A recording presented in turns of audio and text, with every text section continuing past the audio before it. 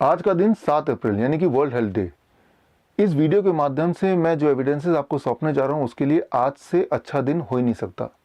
हम बात कर रहे हैं कोरोना कल, आज और कल। आने वाले कल में क्या होने वाला है ये समझने के लिए जो बीत गया कल है उस पर फोकस करना होगा। जो बीत गया कल है उस पर फोकस करने के लिए आप देखिए स्क्रीन पे ये स्लाइड। इस एक ही स्लाइड में मैंने वो सारे वायरस डाल दिए हैं जिसने इंसान को कभी ना कभी तंग किया हो। वो पोलियो का वायरस है या फिर चिकन पॉक्स या फिर small pox, Ebola, common flu, common cold etcetera. जब भी किसी भी वायरस को हम आंकते हैं तो दो पैरामीटर जरूर देखते हैं। पहला पैरामीटर कि कितना खतरनाक है, कितना जानलेवा है। इसे हम बोल सकते हैं वाई एक्सिस। वाई एक्सिस मतलब वर्टिकल लाइन। सो यहाँ पे अगर हम देखें सीजनल फ्लू जहाँ लिखा है, देखिए ध्यान से 0.1%। 0.1% मतलब 1000 लोगों को सीजनल फ्लू होगा तो उसमें से कोई एक के मारे जाने की संभावना है। इसको अगर कंपेयर करें, ऊपर जाके देखिए SARS, ये एक और तरह का वायरस है। ये है 10 के आसपास, मतलब अगर 100 लोग पीड़ित होंगे तो 10 लोग मारे जाएंगे और 90 लोग ठीक हो जाएंगे। यानी कि साग जो है वो ज्यादा खतरनाक है, कई गुना खतरनाक है in comparison to seasonal flu. तो ये तो हुआ पहला पैरामीटर। दूसरा पैरामीटर है कितनी तेजी से फैलता है। उसके लिए हॉरिजॉन्टल लाइन को देखिए। हॉरिजॉन्टल लाइन में कंपैरिजन के लिए हम ले सकते हैं चिकन पॉक्स। चिकन पॉक्स का जो नंबर है वो 8 का मतलब एक को चिकन पॉक्स होगा तो उससे 8 लोगों को ऑन एवरेज फैलने की पॉसिबिलिटी है। इसको हम कंपेयर करें कॉमन कोल्ड। कॉमन कोल्ड का जो है नंबर 2, मतलब एक को जुकाम होगा तो उससे 2 लोगों को एट द मोस्ट जुकाम हो सकता है। That's why it is 2। अब हम बात करते हैं कोरोना वायरस की। आज से 3 महीने पहले जनवरी महीने में पहली बार कोरोना वायरस सुनने में आया जिसका नाम दिया गया नोबल कोरोना वायरस। और ऐसा कुछ बताया गया कि ये वुहान से, चाइना से निकल के आ रहा है। उस वक्त पूरे दुनिया के लोग, यूएस के लोग, यूके के लोग दूर से देख के एस्टिमेट करने की कोशिश कर रहे थे कि ये कितना खतरनाक हो सकता है। यूएस का जो CDC है, सेंटर ऑफ डिजीज कंट्रोल, उसने आंका कि ये इतना डेडली हो सकता है कि आने वाले कुछ महीने में यूएस में करीब 2 लाख से लेके 17 लाख लोग तक मर चुके होंगे। वहीं यूके की एक बॉडी है जिसका नाम है new and emerging respiratory virus threat advisory group, जिसमें 16 साइंटिस्ट हैं। उन्होंने आंका इस वायरस को दूर से देख के कि ऐसा लगता है कि आने वाले कुछ महीनों में यूके में 5 लाख लोग मर चुके होंगे और यूएस में लगभग 22 लाख लोग मर चुके होंगे। सो एक तरफ तो ये खतरनाक figure estimates bye US and UK, और दूसरी तरफ चाइना से निकले हुए कुछ वीडियोस। चाइना एक ऐसा देश है, आपको पता ही है, जो अपने आप को बंद करके रखता है, सीक्रेटिव रखता है। गूगल को अंदर आना अलाउड नहीं किया, ना ही फेसबुक को झांकने दिया। यहाँ तक कि चाइनीज जितने भी रिसर्च पेपर हैं वो चाइनीज भाषा में ही होते हैं ताकि दुनिया को ये ना पता चल जाए कि चाइना के अंदर चल क्या रहा है। एक ऐसा देश जो पूरी तरह से सीक्रेटिव रहता है हमेशा, न जाने क्यों वुहान शहर से बहुत सारे वीडियोस रियल टाइम में रिलीज करने लगे। शायद दुनिया को कोई एक पिक्चर दिखाना चाह रहा था अपने हिसाब से, अपने किसी फायदे के लिए। तो एक तरफ खतरनाक भयानक पिक्चर जो वुहान से लगातार आ रही थी हमारे पास, और दूसरी तरफ वो dangerous estimate by UK and US government. मतलब ये कि एक ऐसा पिक्चर बनाया जा रहा था कि एक बहुत बड़ा दानव, खतरनाक कोई जानवर आने वाला है या आ चुका है जो पूरी धरती में कहर मचा देगा और इंसानियत को खा जाएगा। ऐसे में कैसे लड़ा जाए, कमान दी गई हमेशा की तरह WHO को। WHO यानी कि वर्ल्ड हेल्थ ऑर्गेनाइजेशन एक ऐसी संस्था जिसको आज से 10 साल पहले 2010 में PACE यानी कि parliamentary assembly of council of Europe ने लुटेरा घोषित किया था because of the scandal of H1N1। सो वही WHO को कमान दिया गया कि भाई इस दानव से कैसे लड़ा जाए, आप ही बताइए। WHO के लिए बिल्कुल आसान था। आज से 10 साल पहले H1N1 के लिए जो कहानी गढ़ी थी, जो स्क्रिप्ट लिखा गया था, वही स्क्रिप्ट दोबारा यूज कर लिया। जहां जहां H1N1 लिखा था बस उसको मिटा दिया, वहां वहां लगभग कोरोना डाल दिया। WHO ने दुनिया को समझाया, देखो भाई एक बहुत खतरनाक जानवर आने वाला है और आप सब लोग मरने वाले हो। अगर बचना चाहते हो तो अपने अपने खिड़की दरवाजे बंद कर दो, सारे एयरपोर्ट लॉक कर दो और सब के सब घर में दुबक के बैठ जाओ। और साथ में एक ट्रीटमेंट प्रोटोकॉल भी दिया, और ट्रीटमेंट प्रोटोकॉल के नाम पे कुछ ऐसी दवाइयां जारी कर दी जिन्हें एक्सपेरिमेंटल ड्रग के कैटेगरी में रखा गया है। एक्सपेरिमेंटल ड्रग मतलब ऐसी दवाइयां जो कभी भी किसी भी बीमारी के लिए आज तक ना तो अप्रूव हुई है, ना ही इस बीमारी के लिए कभी एनिमल मॉडल पे भी ट्राई किया गया है। जस्ट यूं ही डाल दिया। मतलब ये दवाइयाँ इतनी खतरनाक कि बीमारी से आप मरे ना मरे, दवाई से ज़रूर आप मर सकते हैं। और उसके बाद जो हुआ पिछले 3 महीने, वो सब आपकी आंखों के सामने है। लेकिन आज 7 अप्रैल, आज हमें दूर से एस्टिमेट करने की ज़रूरत नहीं है। आज कोरोना वायरस पास आ चुका है, हमारे घर के पास आ चुका है। दूर से जब एस्टिमेट किया था तो आप ग्राफ को देखिए, तब हमें लगा था कोरोना वायरस, आप जहां लाल रंग देख रहे हैं कहीं यहाँ है, यानी कि बाकी सारे वायरस जो दुनिया में पहले आ चुके हैं उन सबसे ज़्यादा डेडली, उन सबसे ज़्यादा कंटीजियस। इसीलिए शायद हमने वो सारी चीज़ें की जो आज तक कभी हम सोच भी नहीं सकते थे, जिसमें क्वारंटाइन हो गया, लॉकडाउन हो गया। ये सारे शब्द तो हमने अपने पूरे जीवन में कभी ना तो सुना ना कहीं पढ़ा। तो वो सब इसलिए था क्योंकि तब ऐसा लग रहा था कि सृष्टि में अब तक ऐसा जो नहीं हुआ वो अनर्थ होने वाला है। लेकिन अब इस चीज़ को 3 महीने हो गए हैं, अब हमने वायरस को बहुत ध्यान से देखा, करीब से देख लिया है। 26 March New England Journal of Medicine, उसमें रिपोर्ट आई कि कोरोना वायरस क्या है। फटा पोस्टर निकला चूहा, मतलब इसकी जो मोर्टेलिटी रेट है दैट इज 0.1%, सीजनल फ्लू यानी कि इन्फ्लुएंजा के बराबर। और इसका जो कंटेजियस स्टेटस है दैट इज 2.2, 2.2 मतलब लगभग कॉमन कोल्ड के बराबर। कॉमन कोल्ड का 2 है, इसका 2.2 है। यहाँ मैं एक बात बताना चाहूँगा, किसी भी वायरस की जो फैलने की शक्ति है वो सिर्फ वायरस पे ही निर्भर नहीं करती है, वो कई सारे और फैक्टर पे निर्भर करती है। उनमें से एक इंपॉर्टेंट फैक्टर जिसे बोलते हैं हर्ड इम्यूनिटी, HERD इम्यूनिटी। अब हर्ड इम्यूनिटी क्या होती है ये आपको समझाना ज़रूरी है, यहीं से कुछ नई बातें आपको समझ आएंगी जो आपके काम की हो सकती हैं। अब मान लीजिए ये है एक कोरोना वायरस का पेशेंट और ये है आप। अब जब ये पेशेंट आपसे मिलेगा तो देयर इज अ चांसेस कि ये आप तक कोरोना वायरस पहुंचा दे और आप भी पेशेंट बन जाए। लेकिन ऐसा अभी नहीं हो सकता बिकॉज अभी लॉकडाउन चल रहा है, ये अपने घर में है, आप अपने घर में हैं, तो आपको कोरोना वायरस नहीं आ सकता, आप पीड़ित नहीं हो सकते।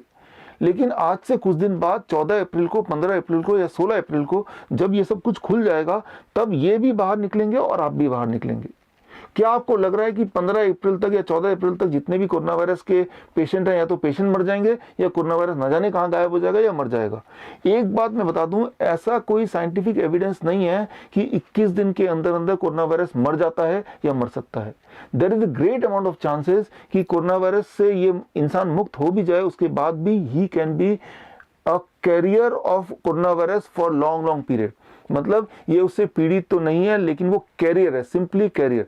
और ऐसे में there is a great amount of possibility कि इससे कोरोना वायरस आप तक भी पहुंच जाएगा। बोलने का मतलब है कि लॉकडाउन से सिर्फ आप चीज़ों को पोस्टपोन कर रहे हैं। अब जब लॉकडाउन खत्म होगा तो आप सब कभी ना कभी तो खत्म होगा, और जब भी खत्म होगा तब ये और ये बाहर आएंगे और तब ये ट्रांसफर होगा। लेकिन घबराने की बात नहीं है, अगर आप में कोरोना वायरस आ भी गया तो आप मरने नहीं वाले, क्योंकि मैंने आपको ऑलरेडी बताया था कि इसकी मोर्टेलिटी रेट अब साबित हो गई है, वो 0.1% है, near to a seasonal flu, इससे ज़्यादा कुछ नहीं। यानी कि 1000 लोग पीड़ित होंगे तो कोई एक इंसान मरेगा, 999 लोग ठीक हो जाने वाले हैं।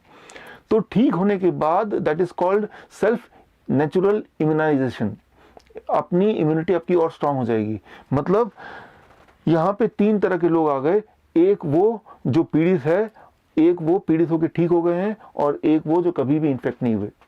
धीरे धीरे धीरे धीरे आने वाले कुछ महीनों में ये लोग, यानी कि जो लोग पीड़ित होकर ठीक हो चुके हैं, इनकी तादाद बढ़ती जाएगी, बढ़ती जाएगी, बढ़ती जाएगी। और एक टाइम आएगा कि इनकी तादाद, आप स्क्रीन पे देखिए, इतनी ज़्यादा होगी कि कोई उस वक्त अगर इन्फेक्टेड है और एक इंसान जो कभी इन्फेक्ट नहीं हुआ, उसके बीच में येलो यानी कि जो लोग ठीक हो चुके हैं वो ज़्यादा आ जाएंगे। इसे कहते हैं झुंड। आपने देखा होगा कि हाथी के झुंड के बीच में बच्चा, हाथी का बच्चा होता है तो वो झुंड से प्रोटेक्टेड होता है, कोई और जानवर उस बच्चे पे अटैक नहीं कर सकता। So that is what is called herd immunity. इसका एक क्लासिक एग्जांपल दे सकता हूँ, जापान। जापान में चाइना के बाद सबसे पहले कोरोना वायरस आया था and that was 16th of January. इसको अगर कंपेयर करें इटली में कोरोना वायरस आया था 31st ऑफ जनवरी। जापान की जो पॉपुलेशन है वो इटली के लगभग डबल है, और जापान का जो पॉपुलेशन डेंसिटी है वो भी इटली से काफ़ी ज़्यादा है।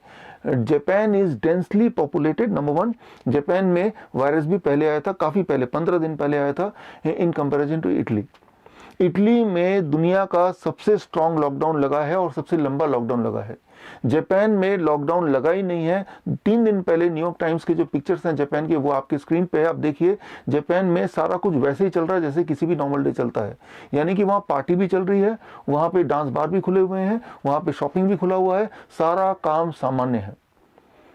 अब जरा सोचिए, अगर हम एस्टिमेट लगाएं कि भाई कोई देश ऐसा जिसमें लॉकडाउन भी नहीं है और कोई एहतियात भी नहीं बरत रहे, तो मतलब ऐसा होना चाहिए कि वहाँ हाहाकार मच जाना चाहिए, वहाँ लोग सारे मर जाने चाहिए, सारे के सारे कोरोना वायरस से पीड़ित हो जाने चाहिए। लेकिन ऐसा कुछ भी नहीं हुआ।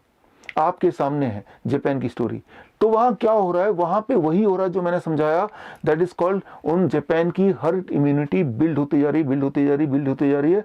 और अगले 2-3 महीने में आप देखेंगे कि वहां की जो मोर्टेलिटी है बिकॉज ऑफ कोरोना वायरस, वो नियर जीरो पे आ जाएगी।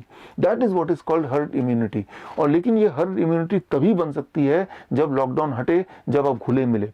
तो बोलने का मतलब ये है कि अगर आपको साइकिल चलाना सीखना है तो गिरना तो पड़ेगा ही। अगर आप सोच रहे हैं कि मैं गिरूं भी ना और साइकिल चलाना सीख भी जाऊं, वो होने नहीं वाला। सो ऐसे में हमें क्या करना है, ये एक सवाल आता है। और उससे पहले कुछ इंपॉर्टेंट कंफ्यूजन्स हैं जो पिछले 10 दिनों से आप लोग यूट्यूब और फेसबुक के माध्यम से मुझ तक पहुंचा रहे हैं। उनमें से एक कि अगर ये उतना खतरनाक नहीं जितना हमने सोचा था, अगर ये सिर्फ एक इन्फ्लुएंजा वायरस ही है जिसकी मोर्टेलिटी रेट 0.1% है, अगर ये इतनी तेजी से नहीं फैल सकता, तो इतने सारे लोग मर क्यों रहे हैं, इतने सारे लोग पीड़ित क्यों हो रहे हैं? जब आप बोलते हैं इतने सारे लोग पीड़ित क्यों हो रहे हैं, तो मुझे लगता है आपका इशारा यूएस की तरफ है। पहले यूएस का एग्जांपल लेते हैं। यूएस के पिछले 5 साल के आंकड़े इस वक्त आपके स्क्रीन के सामने हैं। यूएस में हर साल hospitalization because of influenza like illness करीब 5 से 8 लाख लोगों की होती ही है। इस सीजन में हर साल 5 से कम 5 लाख, ज़्यादा से ज़्यादा 8 लाख लोग हॉस्पिटल में एडमिट होते हैं because of influenza like illness, यानी कि ILI। और ये जो कोरोना वायरस से जो बीमारी है कोविड, ये भी इन्फ्लुएंजा लाइक इलनेस के कैटेगरी में ही आता है। तो that is what is about US. तो इस साल भी जो नंबर ऑफ हॉस्पिटलाइजेशन है वो है 5,25,000 अभी तक। मतलब ये कुछ भी एक्स्ट्रा नहीं है, कुछ भी नया नहीं, पहली बात। दूसरी बात, हर साल यूएस में ILI यानी कि इन्फ्लुएंजा लाइक इलनेस से करीब 20,000 से लेके 50,000 लोग मरते ही हैं। और इस साल भी जो आंकड़ा है वो इसी ब्रैकेट के अंदर ही है। तो मतलब ये कि इस साल कुछ भी एक्स्ट्रा लोग ना तो मर रहे हैं ना ही पीड़ित हो रहे हैं। फर्क सिर्फ इतना है कि पिछले साल और उससे पिछले साल और उससे पिछले साल जब यूएस में लोग मर रहे थे या इन्फ्लुएंजा से पीड़ित हो रहे थे, तो रियल टाइम पे आप तक ये न्यूज़ कोई नहीं पहुंचा रहा था और आपको लग रहा था कि कोई मरता ही नहीं होगा इन्फ्लुएंजा से, राइट। सो ये तो हुई यूएस की बात। अब बात करते हैं भारत की। भारत में एक सवाल जो आ रहा है कि इतने सारे डॉक्टर्स फिर क्यों कोरोना वायरस से पीड़ित हो रहे हैं, और एक पर्टिकुलर समुदाय के लोग, एक पर्टिकुलर ग्रुप ऑफ पीपल, एक पर्टिकुलर कम्युनिटी के पीपल अचानक देखा गया उनमें काफी सारे लोगों में कोरोना वायरस पीड़ित पाए गए। ऐसा क्यों हो रहा है? देखिए, इसका एक्सप्लेनेशन बड़ा ही सिंपल है। कैसे पता चलता है कि किसी भी इंसान को कोरोना वायरस आ गया है? सिर्फ एक ही टेस्ट है जिसका नाम है RT-PCR टेस्ट, यानी कि reverse transcription polymerase chain reaction test. अब इस टेस्ट के बारे में अगर मैं बताऊं, सबसे पहले जो मैन्युफैक्चरर मैन्यूअल है उसे पढ़िए। मैन्युफैक्चरर मैन्यूअल इस वक्त आपकी स्क्रीन के सामने है। इसमें देखिए सबसे ऊपर लिखा है रेगुलेटरी स्टेटस, और उसके आगे लिखा है only for research purpose, not for use for any diagnostic procedure. मतलब ये डायग्नोस्टिक प्रोसीजर के लिए टेस्ट बना ही नहीं है। तो मतलब ये टेस्ट को डायग्नोसिस के लिए यूज करना कानूनी जुर्म है, अपराध है, पहली बात। अगर इससे भी आप सेटिस्फाई नहीं हो रहे हैं तो दूसरा एग्जांपल लेता हूं। कैरी मुलर, जिन्होंने इस टेस्ट का आविष्कार किया था, जिनको इस टेस्ट के लिए नोबेल प्राइज मिल चुका है, उनका खुद का कहना था कि ये टेस्ट किसी भी वायरस का जेनेटिक मटेरियल तो डिफाइन कर सकता है, बट ये टेस्ट ये डायग्नोस नहीं कर सकता ये वायरस कौन सा वाला है। ये हुई दूसरी बात। अगर अभी भी आप कन्विंस नहीं है तो मैं ताज़ा आपको लिटरेचर देता हूँ। 30 March Center of Disease Control US government का जारी किया हुआ लिटरेचर आप पढ़िए स्क्रीन पे, और इसमें देखिए 3 ही लाइनें, इसको जरा ध्यान से पढ़िए। पहला लाइन है, detection of viral RNA may not indicate the presence of infectious virus or that 2019 nCoV is the causative agent for clinical symptom। बड़ा ही क्लियर है कि अगर वो पॉजिटिव आया, इसका मतलब ये नहीं कि उसके अंदर कोरोना वायरस है या उसके अंदर जो सिम्टम है वो कोरोना वायरस की वजह से। ध्यान से देखिए। दूसरा पॉइंट पढ़िए, false positive is more likely when the prevalence is moderate और लो, यानी कि फॉल्स पॉजिटिव आने के चांसेस ज़्यादा हैं उन जगह पे जहां बहुत कम लोग पीड़ित हैं, जैसे भारत में बहुत कम लोग पीड़ित हैं in comparison to any other country और in comparison to the population of India. Number 3 को पढ़िए, the performance of this test has not been established for monitoring the treatment of 2019 nCoV infection. ये जो टेस्ट है ये कभी भी establish हुआ ही नहीं था, इसका परफॉर्मेंस कैसा होगा अभी तक एस्टैब्लिश नहीं हुआ है। सो ये जो टेस्ट है ना तो सीडीसी उसको अप्रूव कर रहा है, ना ही मैन्युफैक्चरर अप्रूव कर रहा है, ना ही इन्वेंटर अप्रूव कर रहा है, सिर्फ WHO अप्रूव कर रहा है या फिर हमारी हेल्थ मिनिस्ट्री अप्रूव कर रही है। तो ये टेस्ट वो टेस्ट है ही नहीं जो आप सोच रहे हैं। इस टेस्ट से फॉल्स पॉजिटिव आने की संभावना कम से कम 1% है और ज्यादा से ज्यादा 80% है। 80% का मतलब ये कि अगर 100 हेल्दी लोग हैं जिनमें से एक को भी कोरोना वायरस नहीं है, तब भी उनमें से 80 लोगों को पॉजिटिव बता देगा। मतलब ये कि आपको लगेगा कि इन 80 लोगों को कोरोना वायरस है। अब सवाल यह है कि ये इतना फॉल्स पॉजिटिव क्यों बता रहा है, ये जानना आपके लिए बहुत ही जरूरी है, बहुत ही आवश्यक है। इसको समझने के लिए आप अपने बॉडी के मैकेनिज्म को जरा अंडरस्टैंड कीजिए। मेरी बात को ध्यान सुनिए। जब भी कभी आपको इन्फेक्शन होता है या फिर कभी इंजरी होती है या कभी स्ट्रेस होता है या कभी फियर होता है या फिर जब भी कभी आपको कोई भी बीमारी होती है, जैसे कैंसर है या डायबिटीज है या हार्ट डिजीज है या किडनी फेलियर है, ऐसे में आपका बॉडी एक खास तरह का एक्स्ट्रा सेलुलर मटेरियल बनाता है जिसका नाम है एक्सोसोम। अब स्क्रीन में देखिए, एक्सोसोम का जो डायमीटर है सेल्स के अंदर वो होता है 500 नैनोमीटर। एक्सोसोम का जो डायमीटर है सेल्स के बाहर वो है 100 नैनोमीटर। एक्सोसोम का जो रिसेप्टर है वो है ACE2। एक्सोसोम का genetic material RNA segment. Exosome कहाँ पाया जाता है? ज़्यादातर लंग्स के फ्लूइड में पाया जाता है। अब इसको अगर कंपेयर करें कोरोना वायरस से तो देखिए, कोरोना वायरस का जो साइज है सेल्स के अंदर वो लगभग 500 नैनोमीटर है। कोरोना वायरस का size exactly same outside the cell, that is 100 nanometre. Corona virus में जो रिसेप्टर है वो भी ACE2 है। कोरोना वायरस का जो जेनेटिक मेकअप है वो भी RNA सेगमेंट है और कोरोना वायरस भी रेस्पिरेटरी ट्रैक्ट में ही पाया जाता है। और शॉकिंग बात यह है, एक्सोसोम का जो फिजिकल स्ट्रक्चर है दिखने में वो भी कोरोना वायरस की तरह ही है लगभग। बोलने का मतलब यह है कि हो सकता है कि इस वक्त मेरे और आपके बॉडी में एक्सोसोम हो, जो कि बहुत कॉमन बात है, और ऐसे में PCR टेस्ट अगर कोई कर दे तो वो PCR पॉजिटिव बताएगा, यानी कि आपको लगेगा कि आपके बॉडी में कोरोना वायरस है। लेकिन अगर किसी के को भी टेस्ट में पॉजिटिव आता है उसका मतलब है या तो उसके बॉडी में एक्सोसोम है या फिर उसके बारे में बॉडी में कोरोना वायरस है। इन दोनों में से कौन सा है वो कोई नहीं जानता। तो अभी जो लग रहा है कि बहुत सारे डॉक्टर्स को कोरोना वायरस हो गया है या बहुत सारे लोगों को एक साथ कोरोना वायरस पाया गया है, वो हम कंक्लूसिवली नहीं बोल सकते। हम सिर्फ ये बोल सकते हैं कि इन लोगों में या तो एक्सोसोम है और कोरोना वायरस है। और एक्सोसोम एक ऐसी चीज है जो लगभग हर एक इंसान के बॉडी में बनता रहता है और बॉडी उसको डिस्ट्रॉय भी करती रहती है। ये बॉडी का एक नॉर्मल मैकेनिज्म है। अब सवाल आता है कि इन सब सिनेरियो में हमें क्या करना चाहिए। हमें क्या करना चाहिए वो आपको डिसाइड करना है, लेकिन मैं आपको हेल्प कर सकता हूँ डिसाइड करने में। स्क्रीन पे देखिए पिक्चर। आपकी स्थिति वो लटके हुए इंसान की तरह है, आपकी और हमारी स्थिति, यानी कि हम लॉकडाउन कंडीशन में हैं और वो जो शेर है वो कोरोना वायरस है। हम लटके हुए हैं कि कहीं नीचे आए तो वो शेर हमें खा जाएगा। तो हम नीचे कब आएंगे? हम ये सोचते हैं कि नीचे तभी आएंगे जब शेर या तो मर जाए या शेर यहाँ से भाग जाए। शेर यानी कि कोरोना वायरस। तो शेर कब मरेगा, शेर कब भागेगा? शेर के मरने से पहले कहीं हम ही ना मर जाए। लेकिन मान लेते हैं शेर भाग गया, लेकिन कोरोना वायरस जाने के जला तो गया, लेकिन ध्यान से देखिए नीचे क्या दिख रहा है, दो मगरमच्छ। यानी कि मैं आपको बता दूं, कोरोना वायरस अगर चला भी जाए तो वहां से चाइना से चल चुका है एक और बहुत बड़ा, बहुत ही ताकतवर राक्षस, उसका नाम है हंटा वायरस। और CDC की अगर माने, हंटा वायरस की जो मोर्टेलिटी रेट है वो लगभग 38% है। 38% का मतलब अगर 100 लोग पीड़ित होंगे हंटा वायरस से तो 100 में से 38 लोग मर जाएंगे और 62 लोग ठीक हो जाएंगे, बच जाएंगे। तो बोलने का मतलब कि अगर लॉकडाउन के बाद कोरोना वायरस चला भी गया, क्या कोई गारंटी है कि वो क्रोकोडाइल नहीं होगा? क्रोकोडाइल से बच गए तो क्या कोई गारंटी है कोई और जानवर नहीं होगा? देखिए तो जरा अपने सिर्फ ठीक दाईं तरफ एक सांप आपको दिख रहा है। ये जो सांप है इसको मैं बोलता हूँ लॉकडाउन सिंड्रोम। दरअसल लॉकडाउन की वजह से लोग ज्यादा बीमार पड़ रहे हैं। पूरे दुनिया में अलग अलग देशों में मेरे पेशेंट्स हैं और उनकी खबरें आ रही हैं मेरे पास ईमेल के माध्यम से। वो बता रहे हैं कि लॉकडाउन की वजह से उनका डायबिटीज, उनका ब्लड शुगर बढ़ गया है, उनका ब्लड प्रेशर बढ़ गया है, उनके वेट बढ़ गए हैं, सनलाइट से कट ऑफ हो गए, फ्रेश एयर से कट ऑफ हो गए, उनका जो रूटीन का घूमना था वो बंद हो गया। So that itself is causing more sickness than anything else. तो बोलने का मतलब ये है कि lockdown can not be a solution, क्योंकि आप ये गारंटी कर ही नहीं सकते कि कोरोना वायरस जाएगा तो कोई और वायरस आएगा नहीं। जैसे मैंने बताया कि हंटा वायरस चल दिया है, कभी भी आ भी सकता है। और अगर इन सब से बच भी जाएंगे तो देखिए वो पेड़ के नीचे की तरफ ध्यान दीजिए, and that is what is called India की इकोनॉमी। इंडिया की इकोनॉमी है जो कि क्रैश होने के कगार में आ गई है। और इस वक्त मेरे एस्टिमेट के हिसाब से हमारे भारत में करीब 20 करोड़ लोग ऐसे हैं, 20 करोड़ लोग ऐसे हैं जो हैंड टू माउथ है। हैंड टू माउथ मतलब आज कमाया आज ही खाया।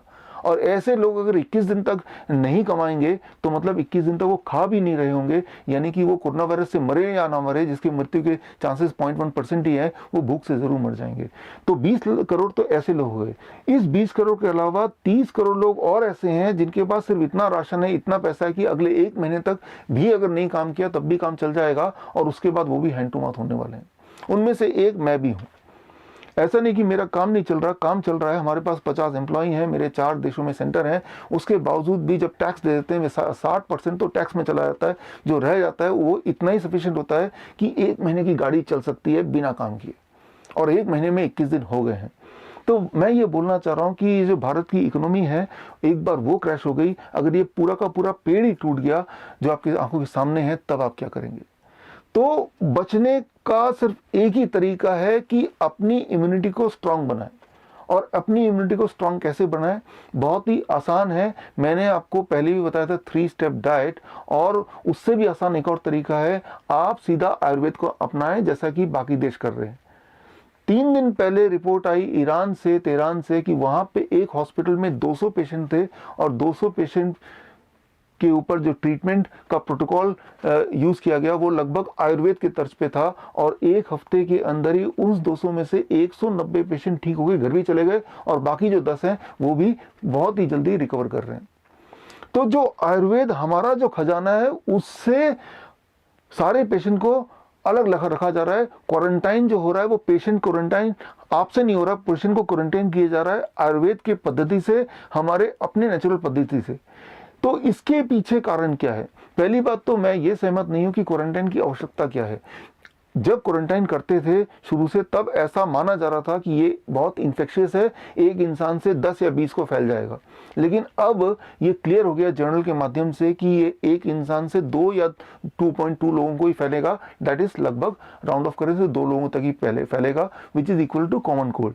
तो क्वारंटाइन फिर भी अगर कर रहे हैं, इसके पीछे जो मकसद मुझे लगता है कि that is the ground for human guinea pig, कि एक बार घेर लो, फिर उन पे वो सारे एक्सपेरिमेंट कर डालो, मलेरिया की दवाई, HIV की दवाई, या फिर ऐसी दवाइयां जो एक्सपेरिमेंटल ड्रग के कैटेगरी में आती हैं, जो दवाइयां बन तो गई हैं, वो स्टॉक गोडाउन में पड़ी तो हैं, लेकिन वो दवाई इंतजार कर रही है कि किसी एक बीमारी के साथ उसको अटैच कर दिया जाए। तो अब ऐसे में अगर किसी पेशेंट की मृत्यु होती है तो बोल देते हैं कि ये कोरोना वायरस से मर गया है, और अगर वो इन सारी दवाइयों के बावजूद भी पेशेंट बच जाता है तो बोलते हैं कि ये दवाई की वजह से ठीक हो गया। और फिर ये दवाई जो अभी एक्सपेरिमेंटल ड्रग के कैटेगरी में है, फाइनली वो अप्रूव हो जाएंगी, और फिर वो दवाइयां HIV की दवाई की तरह, ट्यूबरकुलोसिस की दवाई की तरह ढेर सारे करोड़ों रुपए की दवाइयां अगले कई 100 सालों तक भारत में इंपोर्ट होता रहेगा। तो यहाँ पे इस खेल को आपको और मुझे मिलकर रोकना है। इसके लिए मैं आज इस वीडियो के माध्यम से world health day, that is 7 अप्रैल को आपको सौंप रहा हूं एक किताब, मेरी किताब का नाम है corona the scandal of the millennium. इस किताब में करीब 1000 पन्ने हैं, लेकिन आपको 1000 पन्ने पढ़ने की आवश्यकता नहीं है। इसमें पहले जो 10 पन्ने हैं वही आपको पढ़ने हैं, और उसके बाद जो बाकी पन्ने हैं वो सारे एविडेंसेस हैं, सारे सबूत हैं, सारे प्रूफ हैं। ये सारे किताब लीजिए, आप इसको प्रिंट कीजिए, और इसको लेके आप वहां तक पहुंचाइए जो इस भारत में कुछ बदलाव ला सकते हैं, या आपको उम्मीद हो कि कुछ बदलाव लेके आएंगे। ये जो किताब है ये कोई मेरी किताब नहीं है, इसको मैंने लिखा नहीं है, मैंने सिर्फ एविडेंस कलेक्ट किया है। ये किताब मेरी उतनी है जितनी आपकी है। तो अगर आप चाहें तो इस किताब में मेरे नाम के साथ साथ अपना नाम भी डाल सकते हैं। आप बोल सकते हैं ये किताब के आप भी लेखक हैं। या फिर इस किताब से मेरा नाम भी हटा दीजिए, अपना नाम ही डालिए और इस किताब को वहाँ तक पहुँचाइए जिनको इस किताब की ज़रूरत हो। नाम हटाने वाली बात आज से पहले सिर्फ एक ही इंसान ने बोला था, और वो है भारत के बहुत ही बड़े वैज्ञानिक श्री राजीव दीक्षित जी। और उनके ही पद चिन्हों पे चल के हम यहाँ तक पहुँचे हैं। मैं उम्मीद करता हूँ आप और हम मिलके एक अच्छा भविष्य बनाएंगे और एक बार फिर अच्छे दिन ज़रूर आएंगे। All the best, thank you, धन्यवाद, जय हिंद।